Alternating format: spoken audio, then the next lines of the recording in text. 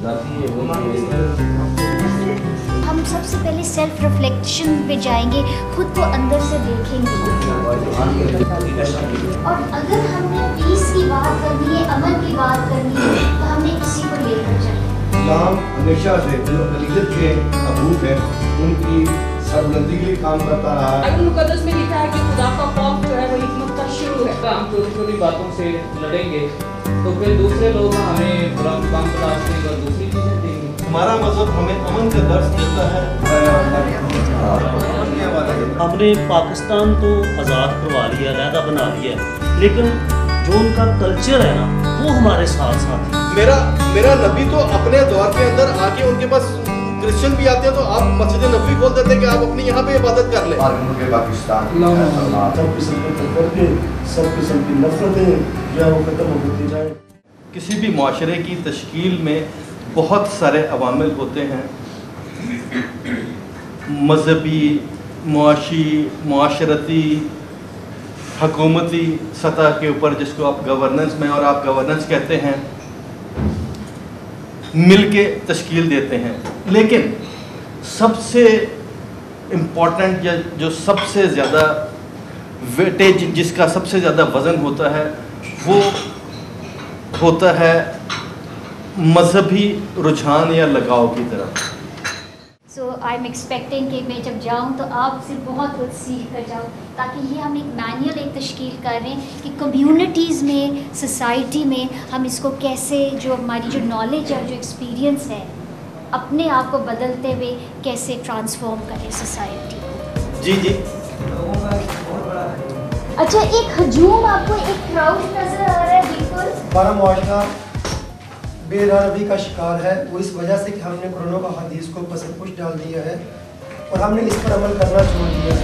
आज की प्रैक्टिस से कबल अपनी लाइफ में आपने कभी कोई इस चीज़ का इजहार किया? आप क्रिश्चियन हैं, आपने किसी मुस्लिम के साथ कोई ऐसी मेहरबानी, शफकत या कोई इसके साथ काम किया, या आप मुस्लिम हैं, आपने किसी क्रिश्चियन के साथ ऐसा कोई मामला किया? 20-25 साल मेरे और मेरे वालिद साहब एक ऐसी जगह थी जहाँ पर क्रिश्चियन और मुस्लिम दोनों रहते थे, और जितना अदब मुस्लिम करते थे मेरे वालिद साहब का, उससे बढ़कर क्रिश्चियन अदब करते थे। इसलिए कि आप दोनों की तालीमात को, मसीहियत को और इस्लाम की, दोनों की तालीमात को बयान करते थे और मोहब्बत और प्यार का दर्स देते थे। अगर आज हम ये कहते हैं कि जी हम क्या कर सकते हैं, हम तो बहुत छोटे से लोग हैं, थोड़े से लोग हैं, हम अमन की कैसे बात कर सकते हैं, तो हमने जो बाकी जो एक्सटर्नल फोर्सेस हैं, फिज़िकल हो गई, साइकोलॉजिकल हो गई, इकोनॉमिक हो गई, हमने अपने ऊपर वो हावी कर लिया है और हम मान गए हैं।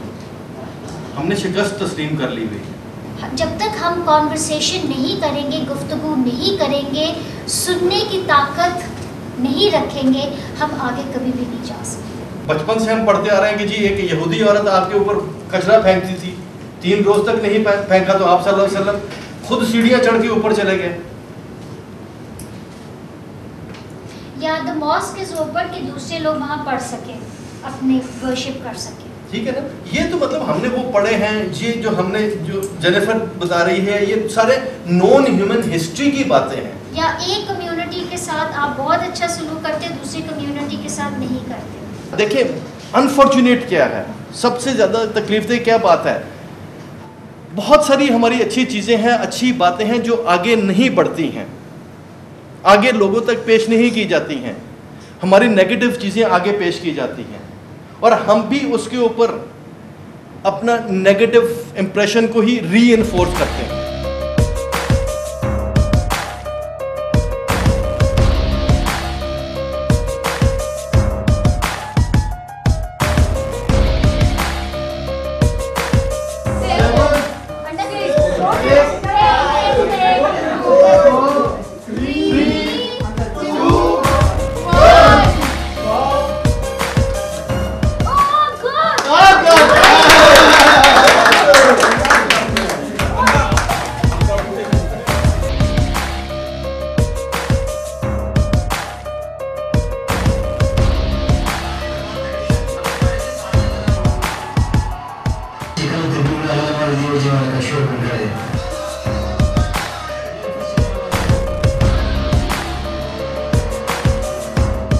झगड़ा किस बात पे हो रहा है हम मुसलमानों में? دوسرے فرقوں کے ساتھ تو علیحدہ کی بات ہے, دوسرے مذاہب کے ساتھ تو علیحدہ بات ہے. ہم تو اپنے ہی ودن آر اون جتنے ہمارے سیکٹس ہیں ہم ان میں آپس میں مل بیٹھنے کے لیے تیار نہیں ہو رہے ہیں. ایک تو ہمیں خود بین المذاہب جو ہے اس بات کو لے کر آگے چلنا چاہیے, اور آگے جا کر پھر جو ہے اگر اس پر ہم کامیاب ہوتے ہیں, آگے جا کر وہ ذہن جو ہمارے ذہن آج کل جو سب سے بڑا مسئلہ ہے وہ یہ بھی ہے, اگلی جو نسل آ رہی ہے ہماری وہ مذہب سے ہی بیزار ہوتی جا رہی ہے. اب سب سے بڑا مسئلہ مذہب کو بچانا بھی ہو گیا ہے. یہ میں کہتا ہوں یہ فرقے یہ چھوٹی باتیں رہ گئی ہیں, آگے جو مسئلہ درپیش آنا ہے اور اس صدی کا میرے خیال ہے سب سے بڑا مسئلہ یہی ہوگا. اسی طرح اگر کوئی اس طرح کا نظم بن جائے کہ اسکولوں کے اندر علماء کو بلایا جائے, یا اگر کوئی سلیبس کوئی اس طرح کا ہے جیسے اسلامیات ہے یا کوئی اس طرح کا پیریڈ, وہ ان علماء کو دے دیا جائے, تو میں سمجھتا ہوں کافی حد تک یہ جو ہمارا گیپ ہے یہ ختم ہو سکتا ہے. ہمارے مذہب کے اندر مختلف اسکول آف تھاٹس ہیں, وہ اس کی بیوٹی ہے. ہم اس کی بیوٹی کو کیوں نہیں دیکھتے ہیں, ہم اس کو نیگیٹیوزم میں کیوں لے جاتے ہیں, اور ہم کیوں یہ چاہتے ہیں کہ جی جو میرا اسکول آف تھاٹ ہے اس کے اوپر جو عمل نہیں کر رہا وہ کافر ہے. مطلب ہمارے یہاں پہ فتوے عام سی بات ہے کہ ہم ایک دم ججمنٹل ہو کے دوسرے کے اوپر فتوے صادر کر دیتے ہیں. اور اگر ہم نے پیس کی بات کرنی ہے, امن کی بات کرنی ہے, تو ہم نے اسی کو لے کر چلے. حضرت عیسیٰ علیہ السلام کے بارے میں قرآن مجید میں ان کی ولادت کا ذکر ہے اور ان کی بعثت کا ذکر ہے, اور ان کی یعنی قیامت کے دن جب تو ان پر اللہ تعالیٰ نے سلام بھیجا ہے. تو ہم تو اس پہ ہمارا کوئی اختلاف نہیں ہے کہ حضرت عیسیٰ علیہ السلام کو وہ بھی میلاد مناتے ہیں, اور ہم حضور نبی رحمت صلی اللہ علیہ وسلم کا میلاد مناتے ہیں. شاید ان کے نالج میں یہ اضافہ ہوگا کہ پاکستان میں بھی ایسے ادارے موجود ہیں, اور میں ان کے لحاظ سے ڈسٹرکٹ ہوں, تو ہم ہر سال کرسمس کو سیلیبریٹ کرتے ہیں. جناب رسول اللہ صلی اللہ علیہ وسلم نے قرآن نے فرمایا کہ اگر اہل کتاب کا کھانا ہو وہ آپ کو دعوت دیں, آپ ان کا کھانا کھا سکتے ہیں. یہ قرآن کہتا ہے. یہ بھی کہا کہ اگر اہل کتاب میں سے کسی عورت کے ساتھ کوئی مسلمان نکاح کرنا چاہے وہ بھی کر سکتے ہیں. ہارمونی یا مذہبی رواداری, اس پہ کون بلیو نہیں کرتا اور کون اس پہ یقین نہیں رکھتا. اصل بات ہے اس پہ عمل کرنے کی.